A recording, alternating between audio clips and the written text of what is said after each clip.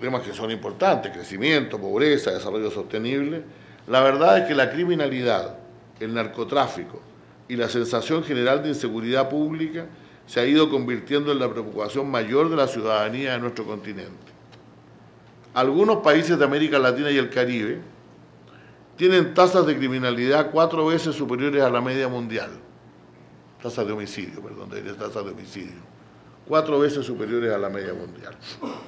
El aumento del narcotráfico, con sus secuelas de lavado de dinero y otros negocios criminales de alta lucratividad, como el tráfico de armas y de personas, ha ido dando origen a verdaderas corporaciones criminales que hoy disputan entre sí por el control de áreas de nuestros territorios y constituyen ejércitos del crimen, con armamento importado que combaten o que luchan por el monopolio de la fuerza en contra de nuestras policías y ejércitos. La corrupción, mal endémico en algunas de nuestras sociedades, es terreno fértil para la penetración política del crimen organizado, que no te piden recurrir al crimen para enfrentar al que lo combate, pero tampoco en comprar al que está dispuesto a corromperse. Defender la limpieza del proceso político no solo es indispensable para asegurar la participación de los ciudadanos, sino especialmente en los países más vulnerables para evitar la presencia del narcotráfico y el crimen organizado en la actividad pública. Frente a tan graves problemas tenemos estados débiles y mal financiados. Nuestros estados asumen por voluntad de sus ciudadanos y exageradas promesas electorales tareas en materia social y de seguridad que no están en condiciones de cumplir, tanto porque carecen de los recursos necesarios como las instituciones lo suficientemente fuertes y confiables para gastarlos. La reforma del Estado pasa por una reforma fiscal que aumente los recursos estatales y a la vez se transforme en una modalidad legítima de redistribución, como ocurre por lo demás en todos los países del mundo desarrollado. Nunca olvido yo en un evento bastante importante y grande a mi amigo Ángel Gurría, cuando dijo que él conocía una cantidad de gente que dice que quisiera vivir como los daneses. Claro, dice que los daneses están dispuestos a pagar el 53% de impuestos. Los latinoamericanos quieren vivir como los daneses pagando el 10% de impuestos. Y eso es completamente imposible. No estoy diciendo que, repito, que sea solamente un tema de cobrar más dinero, sino que también de desarrollar institucionalidad dispuesta a gastarlo de manera eficiente. Y esto es un proceso que, por cierto, toma varios años.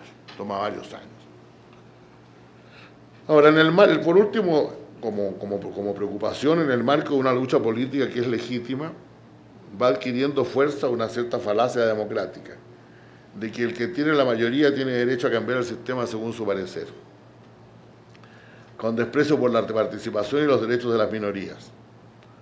Siempre está la tentación de, entre comillas, cumplir una tarea o de enfrentar crisis urgentes en la sociedad.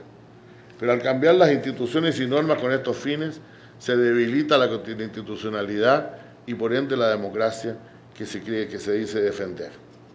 Aquí preocupa de manera importante la tentación de controlar al poder del Estado, de cuya independencia depende ni más ni menos la subsistencia del Estado de Derecho, que es el Poder Judicial. La tendencia a judicializar la política es ya negativa, pero finalmente es una cosa que ocurre naturalmente. Pero si además un sector controla la judicatura, deja inermes a sus opositores y altera de manera ilegítima el equilibrio político de la sociedad. Yo he puesto énfasis en estas tendencias negativas para poder concluir con una evaluación que es positiva, pero con una advertencia. En un reciente libro sobre la democracia,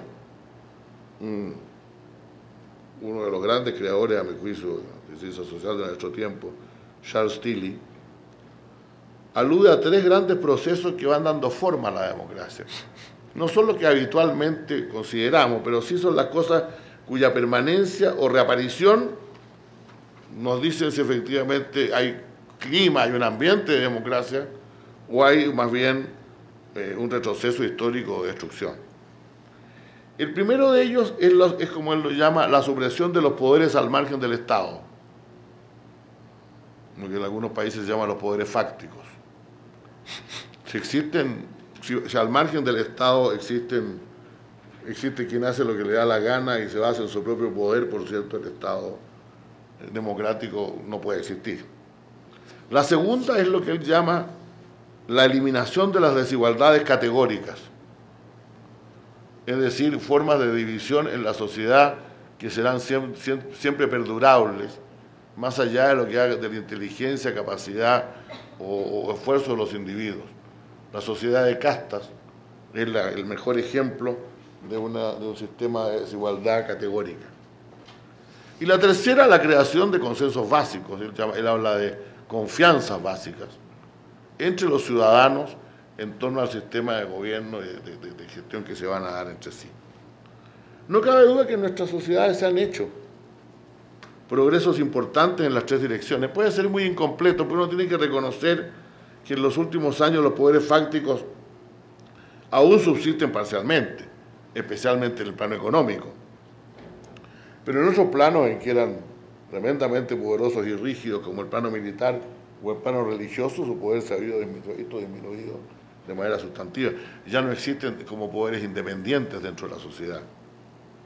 Las desigualdades categóricas de raza y género subsisten, lo acabo de decir, como factor objetivo de pobreza y discriminación, pero se han sido eliminadas, al menos de nuestras legislaciones, y se han hecho un conjunto de progresos para integrarlos a nuestras sociedades. Existieron en los 90 consensos básicos que dieron lugar a regímenes democráticos electorales, al respeto de las minorías y avances significativos en materia de derechos humanos. Sin embargo, a la luz de la evaluación que hemos hecho antes y los 4 temas que he planteado, no puedo sino preguntarme si en estados débiles y dotados de pocos recursos no es posible el resurgimiento de poderes independientes. Hay ya sectores y grupos criminales que controlan determinados sectores de la sociedad o determinados territorios. Hay verdaderas castas en materia de educación y de seguridad privada a la cual no tienen acceso todos los ciudadanos. Existen, querámoslo o no, todavía entonces diferencias categóricas. Y lo que es peor, de alguna manera se han ido perdiendo los consensos básicos. Hay un fenómeno de polarización en muchos de nuestros países, en los cuales al parecer la política pasa a ser el todo o nada entre sectores confrontados, olvidando las reglas básicas del juego de la política. Termino entonces con esta advertencia. Creo que la democracia en América Latina ciertamente ha progresado mucho y los logros históricos que hemos alcanzado en los últimos 20 años están ahí para verlos. Pero que en este periodo de grandes posibilidades, el riesgo de desconstrucción, o el texto de destrucción si se prefiere, de desconstrucción de la democracia, está presente por estos factores y otros que probablemente ustedes podrán pensar. Muchas gracias.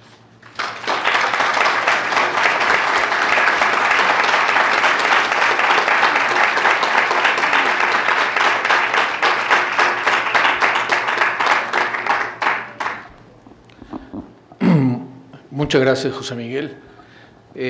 Tenemos unos minutos para algunas preguntas breves para nuestro conferencista magistral. Por lo tanto, entonces, si alguno de ustedes quiere o quieren formular una pregunta, son bienvenidos. Sí. Buenas tardes. O buenas noches, mejor dicho, y gracias por la conferencia magistral ofrecida. Yo quería saber qué piensa usted sobre la militarización de la seguridad pública en algunos países de Latinoamérica. Un artículo reciente en la revista Foreign Affairs Latinoamérica señalaba que si el público comenzaba a percibir que los civiles eran incapaces de garantizar la seguridad y de hacerle frente a actores armados ilegales, los militares podrían cobrar un protagonismo que a lo mejor, dado el entorno histórico de la región, podría tener consecuencias severas para la democracia. No sé qué opina al respecto. Bueno, quiero decirle que efectivamente existe el tema ha sido discutido muchas veces en foros y yo diría que no ha existido nunca un consenso, incluso entre los protagonistas, respecto de qué es lo que es bueno hacer. muchos de nuestros países vivieron lo que se llamaron las dictaduras de seguridad nacional. Ellas nacieron, curiosamente, no bajo una enseña completamente reaccionaria. De hecho, algunos gobiernos de facto de seguridad nacional, el caso de Velasco Alvarado en Perú, no tuvieron un signo de derecha, a pesar de llamarse a sí misma de seguridad nacional. ¿Cuál era la idea que estaba detrás? Que todavía existen muchos, ¿no? Esta idea de que, bueno, en realidad la seguridad de los ciudadanos, las personas que viven en un país, no solamente es amenazada por la violencia o por la fuerza, también es amenazada por la pobreza, también es amenazada por la insalubridad, también es amenazada por la falta de alimentos, por la inseguridad alimentaria, etcétera, etcétera. Y por lo tanto, finalmente es necesario un programa que las englobe a todas, y en función de eso, bueno, tomemos el pueblo. Eso fue la dictadura de seguridad nacional, la primera. Se justificaron de la misma manera la peruana y la brasileña, con los mismos conceptos, aunque fueron para lados distintos. Ya posteriormente en Uruguay y en Chile ya tuvieron un sello claramente, o sea, desde el principio claro respecto a lo que pretendían. Entonces hay ese temor siempre, la preocupación de que, por así decirlo, militares en los cuarteles es una preocupación muy, muy viva en los países, sobre todo de América del Sur, y que solo las policías deben hacerse cargo de la situación de seguridad pública, y hay que dotarlas, etcétera, los recursos, los medios, etcétera, etcétera. Incluso hay razones técnicas que podrían darse, o sea, no están preparadas unas y otras para enfrentar el tipo de fenómenos que se producen en la vida pública, en la sociedad. Sin embargo, es una realidad, hay una realidad. Y la realidad es que en algunos países de nuestra región, el desafío del crimen organizado se ha salido completamente de proporción. Y en algunos países, como lo decía yo recién, incluso tienen más armas que la policía. A veces armas hasta mejores o más modernas que los ejércitos. Entonces se produce una situación prácticamente imposible, en la cual es necesario recurrir a todo, o sea, en la cual por primera vez por primera vez en mucho tiempo, voy a decirlo sin ningún color político, de algunas guerras de guerrilla de los años 60, por primera vez se pone en riesgo lo que se llama un elemento central del Estado moderno, que es el monopolio de la fuerza. El tráfico de armas desde el norte es indiscriminado, llega de manera prácticamente incontestada por nadie. Estados Unidos es el único país de América que no ha ratificado la Convención Interamericana sobre el tráfico ilegítimo de armas convencionales. Y como ustedes saben, el contrabando de armas a toda la zona, sobre todo de México, Centroamérica y el Caribe, sigue armando los ejércitos. Entonces yo realmente, es decir, viniendo de una región en la cual esta idea de que los militares en sus cuarteles prácticamente casi ley, es difícil darle consejos a Colombia y a México, por hablarlo en términos bien simples. Yo creo que el problema que planteaba a estos países, y también a los países centroamericanos, no el narcotráfico, no el crimen organizado como tema, que efectivamente podrían ser atendidos por la policía, sino la amenaza armada, el desafío armado, moderno, masivo y contundente del crimen organizado, a veces requiere de una Fuerza Armada superior. Por cierto, siempre sería bueno, por lo demás en México se está haciendo, entiendo, la creación de una Policía Nacional mucho más fuerte, mucho más sólida, mucho más grande. Pero eso requiere tiempo, eso requiere bastante tiempo. Entonces, yo he tratado de hablar con la mayor sinceridad. Creo que la respuesta es ecléctica, y no hay que ser absolutamente dogmático en esta materia.